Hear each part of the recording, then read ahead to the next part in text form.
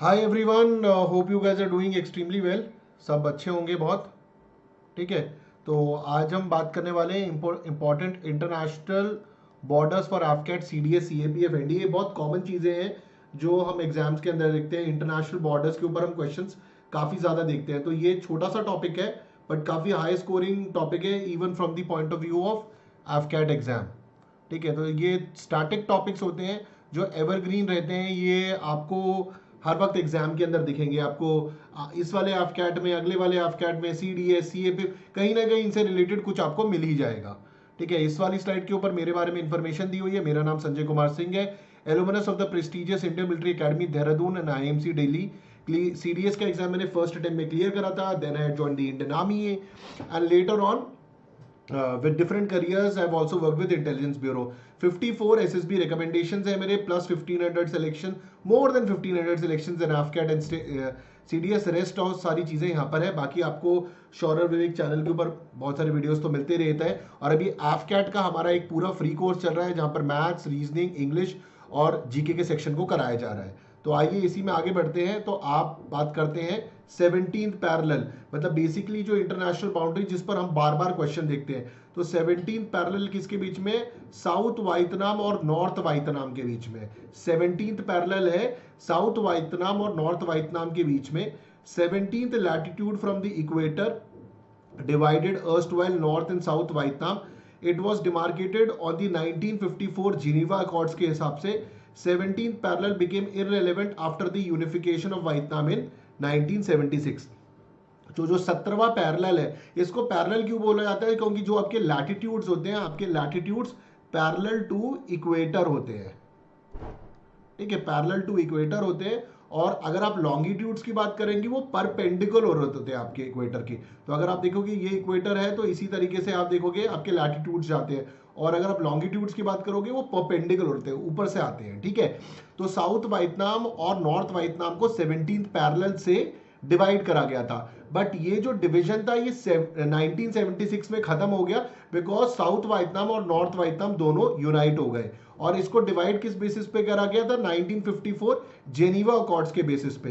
तो 17th parallel became irrelevant after the unification of Vietnam in 1976। अब चलते हैं अगले के ऊपर, 20th parallel, the Libya and Sudan. 20th parallel Libya and Sudan, it is located at the 20th north latitude which is used as a border between Sudan and Libya। तो 20th parallel किसके बीच में? Libya और Sudan. तो ये आपका जो middle east का area है उस तरफ है, वेरी इंपॉर्टेंट एरिया। खासकर अब ये सीरिया, यमन क्राइसिस और जो लीबिया सूडान का इलाका है इजिप्ट के आसपास का, ये काफी न्यूज में रहता है because of the turmoil going on. ठीक है। तो इस वजह से लीबिया और सूडान को डिवाइड करता है 20th parallel. It is located on 20th northern latitude which is used as a border between Sudan and Libya. 22nd parallel की अगर हम बात करें, Egypt and Sudan, the 22nd latitude north of equator marks as a major portion of Sudan Egypt border। Okay. तो 20th parallel Libya and Sudan, 22nd parallel Egypt and Sudan और 25th parallel Mauritania and Mali. Almost अगर आप देखेंगे वहीं के इलाके की आसपास बात हो रही है। ठीक है। मॉरिटानिया, माली की अगर हम बात करें तो थोड़ा ये अफ्रीका वगैरह का एरिया आ गया है आपका। तो इजिप्ट एंड सूडान की बात करें, 22nd latitude north of equator, major portion of Sudan Egypt border, Mauritania and Mali, the northernmost section of Mali Mauritania border is marked using this line। तो 20th parallel Libya and Sudan, 22nd parallel Egypt and Sudan, 25th parallel Mauritania and Mali। आगे बढ़ते हैं, 31st parallel की बात करते हैं। 31st parallel Iran and Iraq, very important. ठीक है। और मैंने आपको जो जीके की एमसीक्यू सीरीज चल रही है एफकेट की, उसमें बताया था ईरान का पूरा नाम क्या है और इराक का पुराना नाम क्या है। ईरान को पहले अगर हम एंशिएंट टाइम्स वगैरह में जाए तो इसको पर्शिया के नाम से बुलाते थे। और जो इराक का इलाका था उसको, जो आज की डेट में मेसोपोटामिया का जो इलाका था, उसको आज की डेट में वो मॉडर्न इराक है, मेसोपोटामिया। और मेसोपोटामिया की जो सभ्यता थी, मेसोपोटामियन सिविलाइजेशन की लिंक इंडस वैली सिविलाइजेशन के से भी पाए जाते हैं। ओके। तो 31st northern latitude marks the border between Iraq and Iran। It also demarcates the border between US states of Louisiana and Mississippi। ठीक है। तो अगर आप देखेंगे 31st पैरेलल एक और जगह पर भी यूज होता है, जो यूनाइटेड स्टेट्स ऑफ लुइसियाना और मिसिसिपी है, जो यूनाइटेड स्टेट्स के आपके स्टेट्स हैं, तो जो उसके 50 स्टेट्स है उनका जो डिवीजन है लुइसियाना और मिसिसिपी, उसका भी डिमार्केशन, उसको भी 31st पैरेलल बोलते हैं। और ईरान और इराक का जो डिवीजन है वो भी आपका 31st पैरेलल है। 38th parallel south Korea and north Korea, south Korea and north Korea, ये तो बहुत ही फेमस है, बहुत एग्जाम में पूछा गया है कि 38th पैरेलल, क्योंकि साउथ कोरिया और नॉर्थ कोरिया के संबंध अभी भी खराब है। नॉर्थ कोरिया में डिक्टेटरशिप है, साउथ कोरिया के अंदर डेमोक्रेसी है, भारत के साथ बहुत अच्छे संबंध है, नॉर्थ कोरिया के अच्छे संबंध है रशिया और चाइना के साथ। The 38th parallel is used to demarcate the central part of demilitarized zone, जिसको हम DMZ भी बोलते हैं, between a North and South Korea। Donald Trump और साउथ कोरिया ने काफी कोशिश करी थी कि ये जो DMZ वाला इलाका है यहाँ पर मिले भी वो, कि जो नॉर्थ कोरिया और साउथ कोरिया के संबंध है उनको सही करा जा सके, नॉर्थ कोरिया को मेन स्ट्रीम में लाया जा सके, बट वो काफी इतना सक्सेसफुल नहीं हो पाया। उसके बाद आते हैं हम डूरांड line, very important. डूरांड line is between Pakistan and Afghanistan, delimited by Sir Mortimer Durand with the agreement of erstwhile Amir of Afghanistan in 1893. Present day Afghanistan does not recognize the Durand line। ठीक है, तो present day Afghanistan इस डूरांड line को accept नहीं करता, और अब तो अफगानिस्तान के अंदर आपका तालिबान का रूल आ गया है। ठीक है, तो पाकिस्तान एंड अफगानिस्तान किसने बनाया था? ये सर मोर्टाइमर डूरांड, इसको ध्यान में रखना, सर मोर्टाइमर डूरांड। और कब था? 1893 में। उसके बाद है हिंडनबर्ग लाइन। अगर आपने वर्ल्ड वॉर पढ़ी हुई है, वर्ल्ड वॉर के बारे में पढ़ा हुआ, तो इस लाइन का बहुत जिक्र होता है। प्रथम विश्व युद्ध के टाइम पर पोलैंड और जर्मनी के बीच में, it was a German defensive line in French territory during world war 1।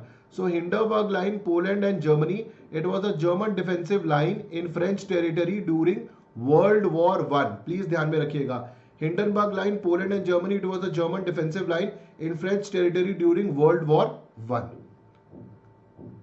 Next, McMahon line, I think हम सबको ये पता होनी चाहिए मैकमोहन लाइन।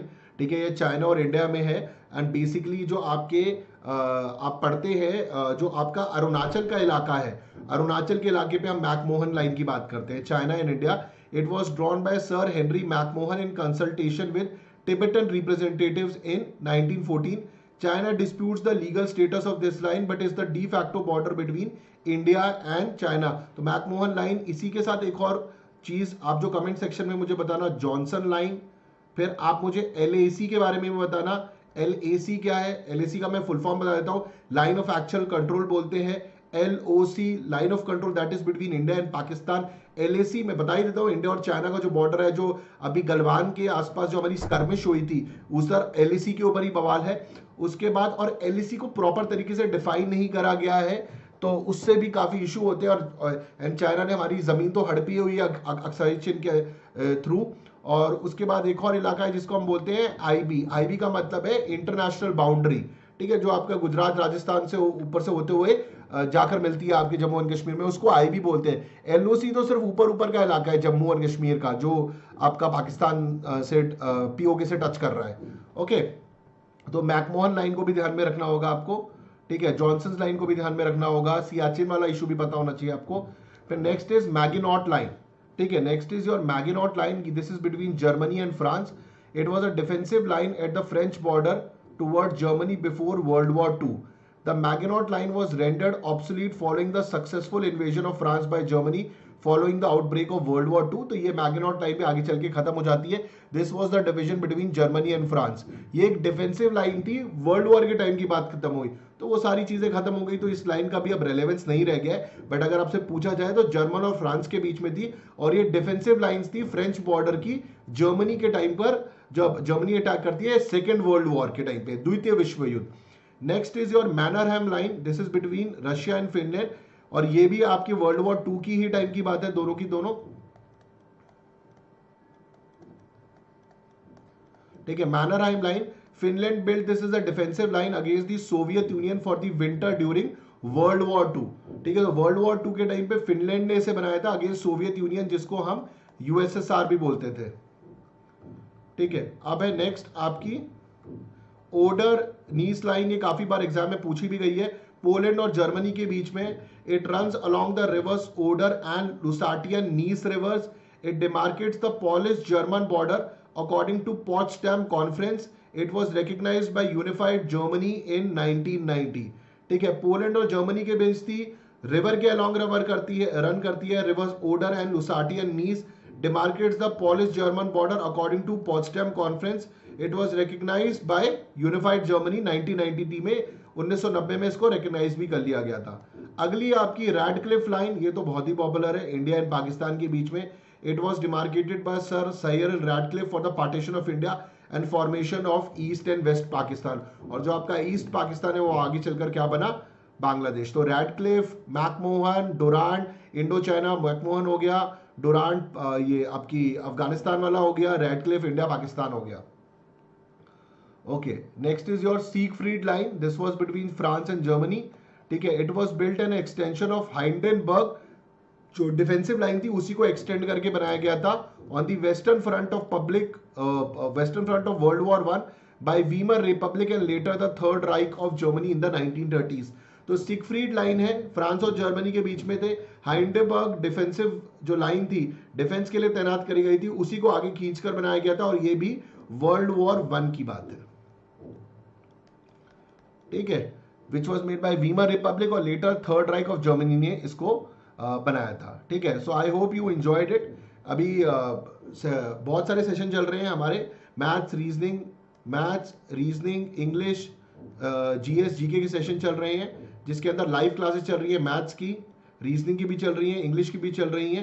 ठीक है, और जीएस जीके पे मेरा 10 बजे मंडे टू फ्राइडे क्लासेस चल रही हैं. इंग्लिश की क्लासेस है आपकी Monday, Wednesday, Friday at 8 PM. Reasoning की क्लासेस है आपकी Sunday, Monday, Tuesday at 4 PM. And जो मैथ्स की आपकी क्लास चल रही है that is Tuesday, Thursday, Saturday at 8:30 PM. ठीक है, all these classes are going on. इनमें आप फ्री में पढ़ सकते हैं. नीचे आपको टेलीग्राम का एड्रेस मिल जाएगा, टेलीग्राम पे चैनल पे जुड़िए, जहां पर हमें सारी PDF आपको मिल जाएगी जो मैंने आपको पढ़ाई है. And most importantly kindly like, share and subscribe. जरूर सब्सक्राइब करिए, लाइक करिए, सो दैट और स्टूडेंट्स को भी इसके बारे में पता लगे और उनकी भी हेल्प हो सके. और जो भी आपके दोस्त डिफेंस एग्जाम्स की तैयारी करिए, उनको इस चैनल के साथ डेफिनेटली जोड़िए. Thank you very much. जय हिंद.